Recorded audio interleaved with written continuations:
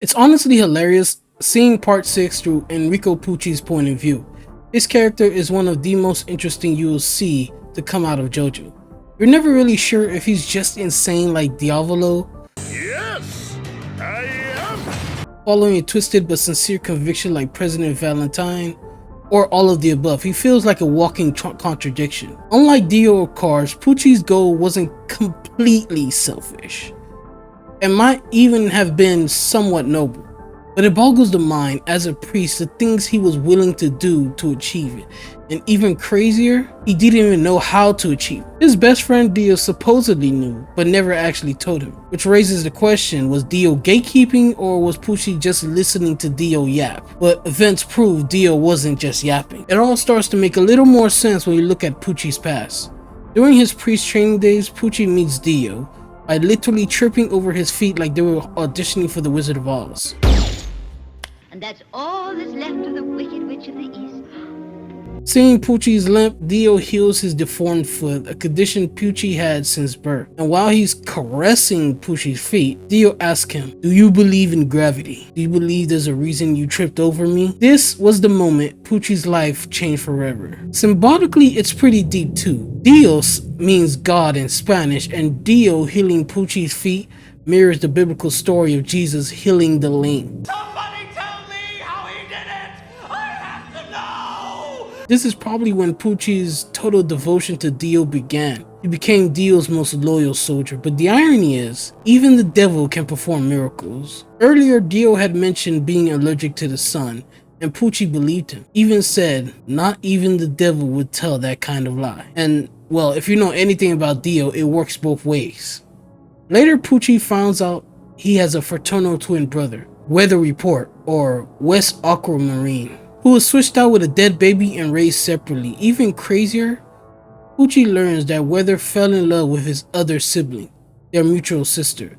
Now Pucci has two options: roll the dice, stay quiet, and pray it never comes out, or tell the truth and hope for the best. But instead, Pucci picks a third option: make them break up for any reason. This decision triggered a modern day Romeo and Juliet tragedy, or a West Side Story, with a dash of Jim Crow thrown in for good measure. It was a disaster. Weather was hung, their sister committed suicide, but Weather didn't die, awakened his stand, same time as Pucci awakened his stand, and everything continues falling apart. And when Weather confronted him, Pucci didn't even apologize.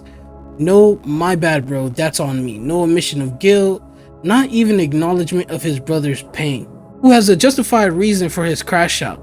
Pucci believed destiny, gravity, pulled him into this situation, and so he took Weather's memories and threw him into prison, which honestly feels worse than death.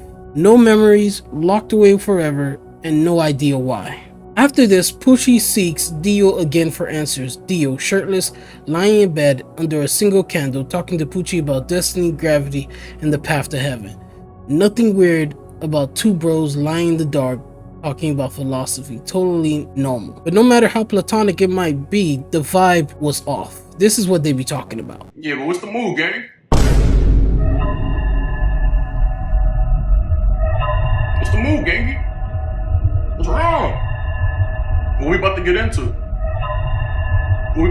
Gang? Still, Pucci listened to Dio's every word and clung to it. He truly became a believer, but of a different religion. Fast forward a few years, Pucci is now the priest of a prison, Green Dolphin Island, and hatching a master plan. But when he learns Dio is dead, killed by Jotaro Kujo, Pucci realized the path to heaven is now his burden alone. He believes that if Jotaro defeated Dio, then maybe Jotaro knows the secret Pucci was never told. So Pucci sets a trap, using Jotaro's daughter, Jolene Kujo, to bait him into the prison, since he's not just going to walk in. They say faith without works is dead, and Pucci was definitely putting in work. After a few kerfuffles, Pucci managed to achieve half of his goal. He got what he needed from Jotaro. The Joestars got their stolen stand disc and memory back. Technically, everyone should have parted ways and let bygones be bygones. But once Jolene and the others realized Pucci's real plan, they couldn't let him go through with it. The Joestar bloodline doesn't know how to leave well enough alone. 父さんなら神父を絶対に逃がさない。私は空女ジョリー。The Joestar bloodline beckoned them to action.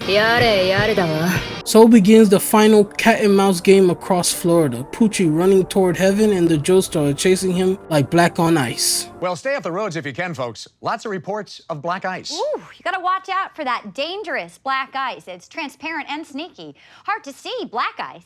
Until finally the roles were reversed and the tables were turned, Pucci became the mouse. And despite everything, despite every setback and sacrifice, Pucci wins. He achieved heaven.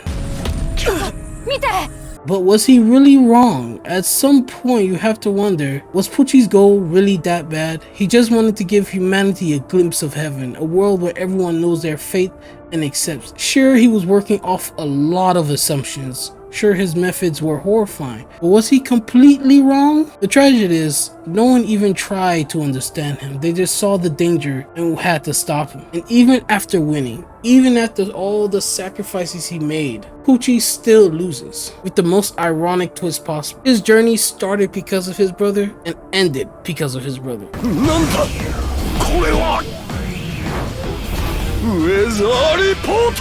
Like twisting the knife and pouring salt in the wound all at once. Enrico Pucci wasn't just another JoJo villain, but actually a complex and contradictory character all around. A priest who tried to kill his way into heaven with all that comes with that journey. It makes him one of the most compelling characters in all of JoJo's Bizarre Adventure.